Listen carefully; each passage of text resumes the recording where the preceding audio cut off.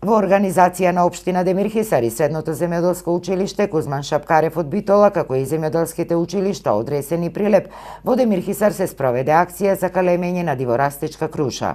Околу 80 ученици од овие стручни училишта под стручен надзор на нивните наставници, како и на локалните жители, калемеа во атарот на селото Журче и манастирот Свети Атанасиј, каде што беше детектиран најголем број диворастички стебла од круша. Според градоначалникот Љупчо Блажевски, со оваа акција и со идните што се планира да се организираат до крајот на оваа идната пролет, се очекува да се поттикне и местното население за поголема заинтересираност и ангажираност во зачувувањето на природната средина, развојот на екоселскиот туризам, да се даде поддршка во развојот на природното органско производство во руралните средини, како и искористување и промовирање на можностите за рурален развој.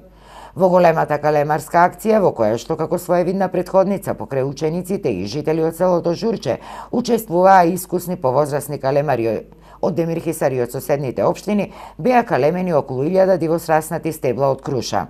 Тие беа калемени со познати плодородни и висококвалитетни сорти од типот Кантарка, Санта Марија, Велјановка, Клатовка, Цариградско акче и други. Акцијата предвидува и соодветна грижа во текот на летото врз сите прифатени калеми. Калемарската акција се организира првпат по околу 30 години, кога студенти на Земјоделскиот факултет во Скопје вршеа калемење на повеќе диворастички сорти на круши, јаболка, сливи и цреши во атарите на селата Стругово, Загориче и Утово.